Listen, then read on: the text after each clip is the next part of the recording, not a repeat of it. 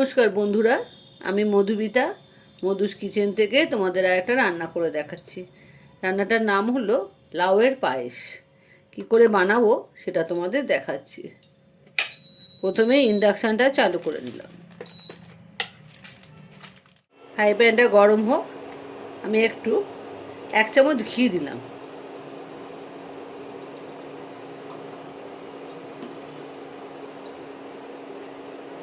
ঘিটা একটু গরম হোক।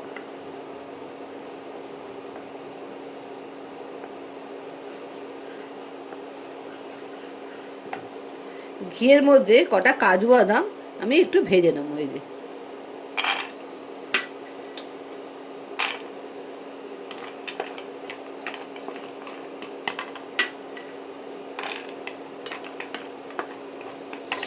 অল্প করে একটু কাজু বাদাম ভেজে নিলাম।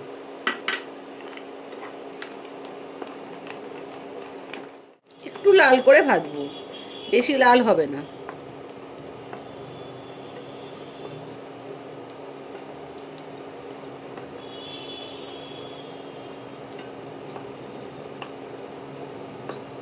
ব্যাস, এবারে আমি তুলে নিচ্ছি।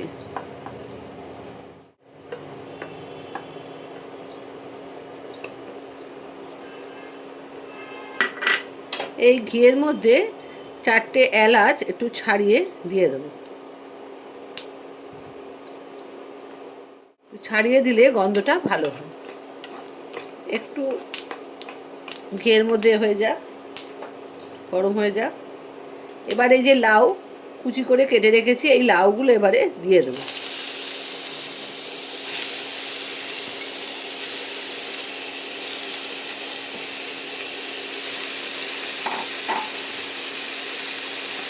লাউগুলোকে একটু লাউগুলোকে ভেজে নিই। লাউটা একটু ভাজা ভাজা হয়ে গেছে, নরম হয়ে গেছে, জলটাও শুকিয়ে গেছে। লাউয়ের যে জলটা সেটাও অনেকটা শুকিয়ে এসছে।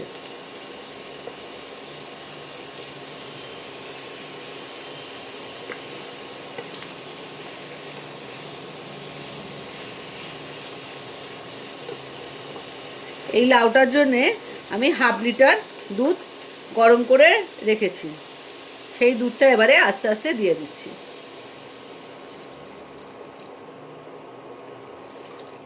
পুরো দুধটা দিয়ে দিলাম।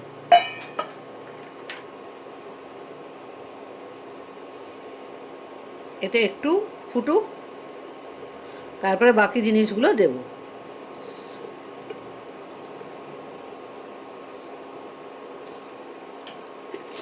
টেম্পারেচারটা একটু বাড়িয়ে দিচ্ছি।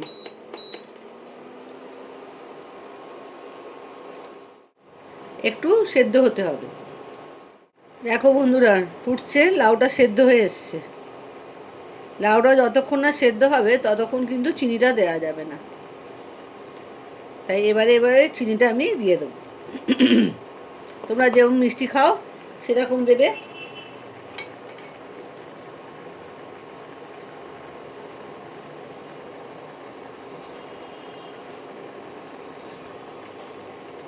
তিন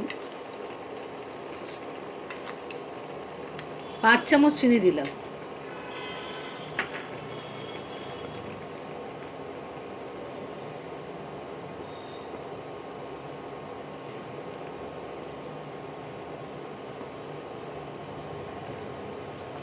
চিনিটা একটু গলুক, তারপরে খোয়া ক্ষীরটা দেব।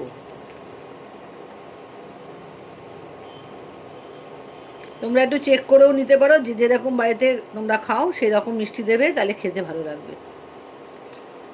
মিষ্টি কম হলে কিন্তু খেতে ভালো হবে না।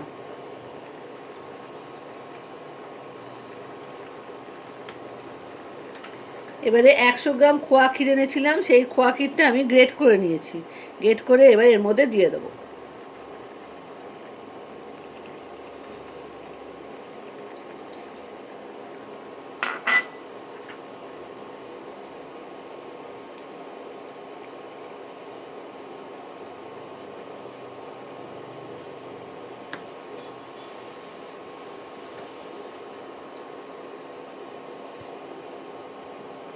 এইবার চেক করে একটু দেখে নেবে মিষ্টিটা ঠিক হয়েছে কিনা। যদি কম হয় একটু চিনি দিয়ে দেবে, আর যদি ঠিক হয় আর কিছু দিতে হবে না।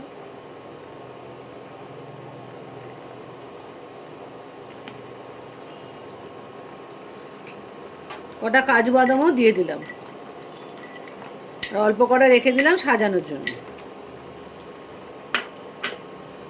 এখন কিশমিশটা দেওয়া যাবে না, কেন কিশমিশ দিলে দুধ কেটে যায় অনেক সময়, কোনটা টক মিষ্টি তো বোঝা যায় না, সেই জন্যে কিশমিশটা নামানোর পরে দেব, একটু ঘন হোক। বন্ধুরা দেখো তৈরি হয়ে এসছে, ঘন হয়ে গেছে। এবার এটাকে নামিয়ে পরিবেশন করতে হবে। এটা ঠান্ডা হলে আর একটু ঘন হয়ে যাবে। এবার এটাকে নামিয়ে ফেলি, নামিয়ে ফেলে তোমাদের দেখাচ্ছি কীরকম হলো দেখতে। ঠিক আছে বন্ধুরা, দেখো আমি নামিয়েছি, এবার ডেকোরেশনটা করব। তোমাদের একটা কথা বলতে আমি ভুলে গেছি, নামাবার পরে 1 চামচ আমি গোলাপ জল দিয়েছি, তাহলে গন্ধটা খুব সুন্দর হবে। এবারে এটাকে সাজাচ্ছি, এই যে এখন আমি কিশমিশটা দিচ্ছি।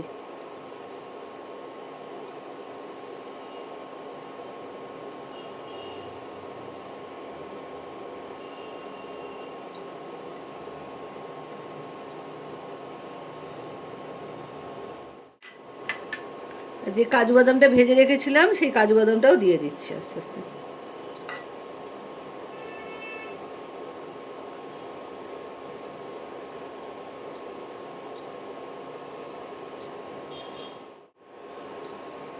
দেখো বন্ধুরা, লাউয়ের পায়েস আমার তৈরি হয়ে গেছে। এবার এটাকে তুলে দেখাচ্ছি কীরকম ঘন, কীরকম হয়েছে।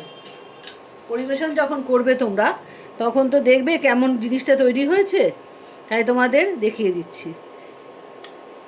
এই দেখো, জিনিসটা এইরকম হবে, এইরকম ঘন হবে, বুঝতে পারছো?